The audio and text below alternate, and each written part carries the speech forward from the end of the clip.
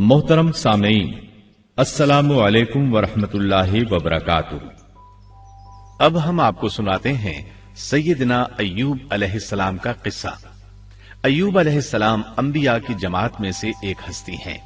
अल्लाह ताला ने सब्र के मामले में बतौर खास इनका तस्करा फरमाया है, लोगों के लिए एक मिसाल और नमूना ठहराया है। आपका नसबनामा यूं है: अय्यूब बिन मौस बिन राज़ेह बिन ईस बिन इसहाक बिन इब्राहिम अलैहिस्सलाम। ये सैयदना इसहाक अलैहिस्सलाम की नस्ल में से हैं। इब्राहिम अलैहिस्सलाम के दो साहिबजादे थे, इस्माइल अलैहिस्सलाम और इसहाक अलैहिस्सलाम। इनके बाद सब के सब अंबियाए किराम इसहाक अलैहिस्सलाम की नस्ल से थे, सिवाय नबी करीम सल्लल्लाहु अलैहि वसल्लम के। आप अकेले सैयदना इस्माइल अलैहिस्सलाम की नस्ल से हैं। इसहाक अलैहिस्सलाम के बेटे हैं याकूब अलैहिस्सलाम। इन्हीं याकूब अलैहिस्सलाम को इसराइल भी कहा जाता है। इसी निस्बत से बनी इसराइल का मतलब है याकूब अलैहिस्सलाम की आल औलाद। याकूब अलैहिस्सलाम के 12 बेटे थे। इनके बेटों को असबात भी कहते हैं। इनका तस्करा कुरान में भी आता है। अब सवाल ये है कि जिन असबात का तस्करा कुरान मजीद में अंबियाए किराम अलैहिमुस्सलाम के साथ किया गया है, क्या वो याकूब अलैहिस्सलाम के बेटे थे या उन बेटों की औलाद में से थे? अक्सर उलमाए किराम ने ये इशारा दिया है कि असबात लफ्ज से जिन अंबियाए किराम अलैहिमुस्सलाम की तरफ इशारा किया गया है वो याकूब अलैहिस्सलाम के बेटे नहीं हैं, इसलिए कि उन्होंने तो यूसुफ अलैहिस्सलाम के कत्ल की कोशिश की थी, अपने वालिद से झूठ बोला था, ऐसे और भी गलत काम किए थे, तो इन हरकत के करने वाले अंबिया नहीं हो सकते। जबकि असबात से मुराद वो अंबियाए किराम होंगे जो इन बेटों की नस्ल से आए होंगे। बनी इसराइल के 12 कबीले थे और कबीले को सिब्त भी कहते हैं, इसलिए इन्हें असबात भी कहा जाता है, यानी बनी इसराइल इन कबीलों में तकसीम हो गए। इसी तरह सैयदना अय्यूब अलैहिस्सलाम सैयदना इसहाक अलैहिस्सलाम की औलाद में से हुए। सूरह अनाम आयत 84 में अल्लाह फरमाते हैं, और उसकी औलाद में से दाऊद और सुलेमान और अय्यूब और यूसुफ और मूसा और हारून। तो ये सब के सब सैयदना इब्राहिम अलैहिस्सलाम की नस्ल से थे। अय्यूब अलैहिस्सलाम भी अल्लाह ताला के नबी और रसूल थे। सूरत उन-निसा आयत 163 में अल्लाह ताला फरमाते हैं, यकीनन हमने आपकी तरफ उसी तरह वही की है जैसा कि नूह और उनके बाद वाले नबियों की तरफ की, और हमने वही की इब्राहिम और इस्माइल और इसहाक और याकूब और उनकी औलादों पर, और ईसा और अय्यूब और यूनुस और हारून और सुलेमान की तरफ, और हमने दाऊद को ज़बूर अता फरमाई। अल्लाह ताला ने इन सब अंबियाए किराम अलैहिमुस्सलाम की तरफ वही फरमाई, और अय्यूब अलैहिस्सलाम भी इन रसूलों में से एक हैं। अल्लाह ताला ने आपको आपकी कौम सूरान की तरफ मबूस फरमाया। ये कौम मुल्क शाम में रिहाइश पजीर थी। आप बहुत ज्यादा मालदार थे। अल्लाह ताला ने आपको बहुत ज्यादा नेमतों से नवाजा था। आपके पास बेशुमार मवेशी थे, लातादाद नौकर चाकर थे। अल्लाह ने आपको बहुत सी ज़राई जमीन भी अता फरमाई थी। आप ताजिर भी थे। तिजारत का सिलसिला दूर दूर तक फैला हुआ था। अल्लाह ताला ने आपको कसीर औलाद भी अता फरमाई थी। आपके यहाँ 7 बेटे और 7 बेटियां थीं। आप खुद भी सेहतमंद और ताकतवर थे। आपके असहाब की तादाद भी काफी थी। गोया अल्लाह ताला ने आपको गूनागून नेमतों से नवाजा था। आप रूए जमीन पर नेमतों से माला माल शख्स थे। अल्लाह ताला ने आपको आजमाना चाहा ताकि बाद में आने वाले लोगों के लिए आप सब्र की मिसाल बन जाएं। आखिर सब्र का मरहला शुरू हो गया। आपका सब मालो मता हलाक हो गया, यहाँ तक कि आप फकीर हो गए। आपकी जिंदगी ही में आपकी सारी औलाद अल्लाह को प्यारी हो गई। किसी का एक बेटा भी फौत हो जाए तो वो कितना गमगीन होता है, मुतासिर होता है। सैयदना याकूब अलैहिस्सलाम पर गम किस तरह तारी हुआ, यहाँ तक कि आपकी आंखों की बीनाई तक जाती रही।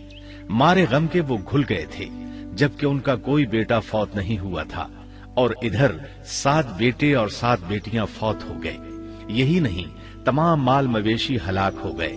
मामला इस पर भी खत्म नहीं हुआ, आप शदीद मरज में मुब्तला हो गए। बीमारी इस कदर शदीद थी कि आप चलने फिरने से माजूर हो गए, उठने की सकत न रह गई, यहाँ तक कि आपका गोश्त गिरने लगा। आपकी आजमाइश इंतहा को पहुंच गई। अब आपके साथी भी आपका साथ छोड़ने लगे। उन्हें खौफ महसूस हुआ कि कहीं उनकी बीमारी इन्हें भी न लग जाए, कहीं ये कोई ऐसी बीमारी न हो जो एक से दूसरे को लगती हो। इस तरह सिवाय दो के सब साथी आपका साथ छोड़ गए, कोई आपके करीब न आता था।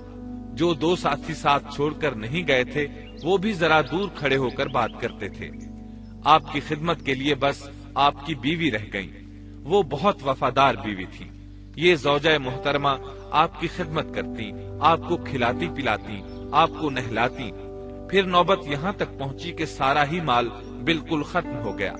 अब बीवी साहिबा ने उजरत पर लोगों के घरों में काम करना शुरू किया ताकि कुछ कमा कर लाएं और खामन पर खर्च कर सकें।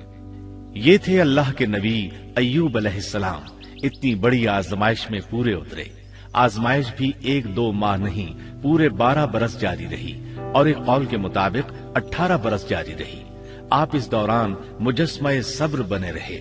आपने कभी किसी से शिकवा तक न किया, यहाँ तक कि कभी ज़ौजा मोहतरमा से भी शिकवा न किया। साल हा साल इसी हालत पर गुजर गए। एक बार आपकी बीवी ने अर्ज करने की जरा हिम्मत की और कहा, आप अल्लाह के रसूल हैं, अगर अल्लाह के हुजूर दुआ करें तो वो आपकी बीमारी को खत्म फरमा देंगे, आपकी हालत को बदल देंगे। बीवी साहिबा के ये कहने के बावजूद आपने बीमारी के खत्म होने की दुआ न की, न ये कहा, या अल्लाह मुझे रिस्क की फरावानी अता फरमा। बस रिज़ाए इलाही पर राजी रहे, तकदीर इलाही पर खुश रहे। आपने बीवी से फरमाया, जरा बताओ तो हम कितना अरसा खुशहाली और फरावानी में रहे हैं, कितना अरसा हम नाजो नेमत में रहे हैं। उन्होंने जवाब दिया, 80 साल।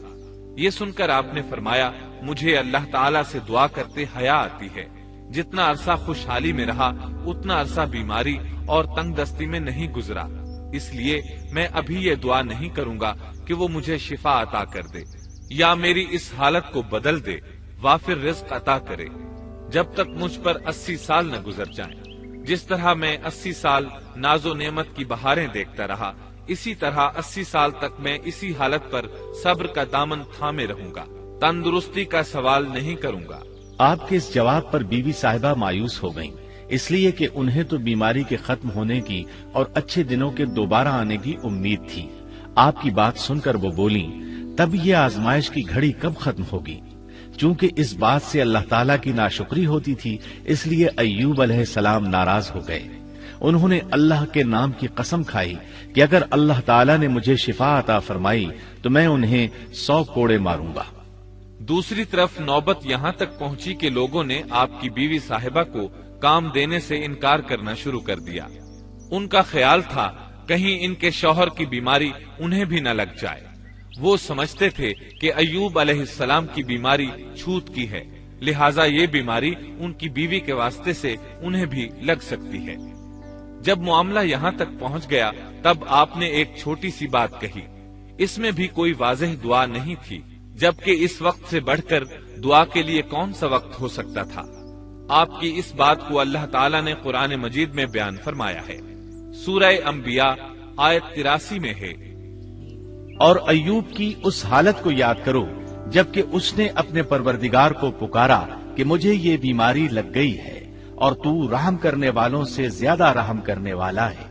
मुझे आजमाइश ने आ लिया है और तू अरहमुर राहिमीन है। मतलब ये कि आपने वाज़ेह अल्फाज में दुआ नहीं फरमाई। ये नहीं फरमाया, इलाही मुझे तंदुरुस्ती अता फरमा, इलाही मुझे रिज़्क अता फरमा और मेरी हालत ऐसी ऐसी हो गई है, तू रहीम व करीम है, बल्कि यूं कहा, व अंता अरहमुर राहिमीन। अर्ज किया, मेरी निस्बत मेरी हालत को तू ही बेहतर जानने वाला है। अल्लाह ताला ने दूसरी आयत में आपकी हालत को इस तरह बयान किया है। सूरह स्वाद आयत 41 में अल्लाह ताला फरमाते हैं, और हमारे बंदे अय्यूब का भी जिक्र कर, जबकि उसने अपने रब को पुकारा कि मुझे शैतान ने रंज और दुख पहुंचाया है। गोया आपने इस बीमारी और मुसीबत को अल्लाह ताला की तरफ मंसूब नहीं फरमाया, बल्कि अल्लाह ताला को اس سے مبرہ و پاک ٹھہرایا اور اسے شیطان کی طرف منسوب کیا۔ یوں نہیں کہا اللہ تو نے مجھے مصیبت میں ڈال دیا، بلکہ اس کو غیر اللہ یعنی شیطان کی جانب منسوب کیا۔ حدیث میں بھی اسی طرح آتا ہے، والشر ليس إليك، برائی تیری طرف سے نہیں ہے۔ اللہ تعالیٰ نے آپ کی التجا کو اسی لمحے شرف قبولیت سے نوازا۔ کتنے ہی موقع ایسے آئے تھے کہ اس سے قبل بھی آپ دعا کر سکتے تھے اور وہ قبول ہو جاتی، لیکن آپ نے صبر کا دامن تھامے رکھا۔ اسی لیے مدتوں سے ضرب المثل چلی آ رہی ہے صبر ایوب۔ جب آپ نے اپنے پروردگار سے اس انداز میں دعا مانگی تو اللہ تعالیٰ نے ان سے آزمائش ختم کر دی۔ اللہ تعالیٰ سورہ صاد آیت 42 میں فرماتے ہیں، اپنا پاؤں مارو، یہ نہانے اور پینے کے لیے ٹھنڈا پانی ہے۔ جب انہوں نے پاؤں زمین پر مارا تو پانی کا چشمہ جاری ہو گیا۔ علماء کرام کہتے ہیں جب انہوں نے اس پانی سے غسل کیا تو جسم کے بیرونی حصے سے بیماری ختم ہو گئی، اور جو ہی پانی پیا جسم کے اندرونی حصے کی بیماری ختم ہو گئی، اور یہ اللہ عز و جل کا عظیم احسان ہے۔ پھر سے بالکل تندرست بن گئے، ان کی صحت و توانائی لوٹ آئی، ایسے صحت مند ہو گئے جیسے پہلے کبھی ہوا کرتے تھے۔ ان کی زوجہ محترمہ باہر سے گھر آئیں تو بالکل نہ پہچان سکیں۔ ان سے پوچھنے لگیں، کیا آپ نے اللہ کے نبی میرے خاوند یعنی مرض میں مبتلا شخص کو دیکھا ہے؟ اللہ کی قسم، جب میرے خاوند صحت مند تھے تو بالکل آپ جیسے تھے، میں نے آپ سے بڑھ کر ان سے ملتا جلتا آدمی آج تک نہیں دیکھا۔ اس پر ایوب علیہ السلام بولے، کیا تم نے مجھے پہچانا نہیں؟ انہوں نے حیران ہو کر پوچھا، آپ کون ہیں؟ تب وہ بولے، میں ایوب ہوں۔ وہ بولی، سبحان اللہ، اس کا مطلب ہے بیماری ختم ہو گئی، اللہ تعالیٰ کا احسان ہو گیا۔ اس کے بعد اللہ تعالیٰ نے انہیں اہل و عیال کی نعمتیں بھی لوٹا دی، ان کے مویشی بھی انہیں واپس مل گئے۔ سیدنا ابن عباس رضی اللہ عنہما فرماتے ہیں، اللہ تعالیٰ نے صرف انہیں ہی اپنے فضل و کرم سے نہیں نوازا بلکہ ان کے ساتھ ان کی اہلیہ کو بھی اپنے خاص فضل و کرم سے نوازا، اس لیے کہ انہوں نے بھی اس عظیم آزمائش میں صبر کیا تھا، عظیم صبر کا مظاہرہ کیا تھا۔ اللہ تعالیٰ نے ان کی جوانی کو بھی لوٹا دیا۔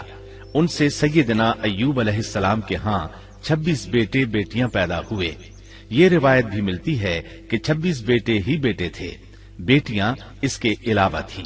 اللہ تعالیٰ سورہ انبیاء آیت 84 میں فرماتے ہیں، ہم نے اس کو اہل و عیال عطا فرمائے بلکہ ان کے ساتھ ویسے ہی اور اپنی خاص مہربانی سے، تاکہ سچے بندوں کے لیے سبب نصیحت ہو۔ مطلب یہ کہ ان کی جوانی واپس کر دی، مال و دولت لوٹا دیا، اور یہ چیزیں انہیں فوراً واپس کر دی تھیں۔ جسمانی صحت بھی واپس فرمائی اور دنیاوی دولت بھی واپس کر دی۔ امام بخاری، امام احمد اور دیگر محدثین نبی کریم صلی اللہ علیہ وسلم سے روایت بیان کرتے ہیں کہ نبی کریم صلی اللہ علیہ وسلم نے فرمایا، جب سیدنا ایوب علیہ السلام غسل فرما رہے تھے تو ان پر ٹڈیوں کی موسلا دھار بارش ہونے لگی۔ یہ ٹڈیاں کیا تھیں؟ وہ سونے کی ٹڈیاں تھیں۔ اللہ تعالیٰ ان کو غسل کے دوران ہی اتارنے لگے۔ ایوب علیہ السلام نے ان کو کپڑے میں جمع کرنا شروع کیا۔ اس پر اللہ تعالیٰ نے فرمایا، اے ایوب، کیا میں نے تجھے مالدار نہیں بنا دیا؟ اس نئے نازل ہونے والے مال سے بے پرواہ نہیں بنا دیا؟ ایوب علیہ السلام نے عرض کیا، جی ہاں میرے پروردگار، لیکن میں آپ کی رحمت اور برکت سے تو بے پرواہ نہیں ہو سکتا۔ ہاں اے رب، لیکن میں تیری برکت سے دور کیسے رہ سکتا ہوں؟ ان کا مال و دولت سب واپس مل گیا، اہل و عیال بھی مل گئے، صحت بھی پلٹ آئی۔ یہ سب اللہ کے خاص فضل و کرم سے تھا اور اس عظیم صبر کے صلے میں تھا جو انہوں نے کیا تھا۔ اللہ تعالیٰ نے ان کی اہلیہ محترمہ پر بھی نرمی فرمائی، جیسا کہ سورہ صاد آیت 44 میں فرماتے ہیں، اور اپنے ہاتھ میں تنکوں کی ایک جھاڑو پکڑو۔ بالکل باریک تنکوں کی ایک جھاڑو لو، اس میں 100 تنکے ہوں، ان کو اکٹھا کر لو۔ اس کے بعد فرمایا، جھاڑو سے اسے مار اور قسم کے خلاف نہ کر۔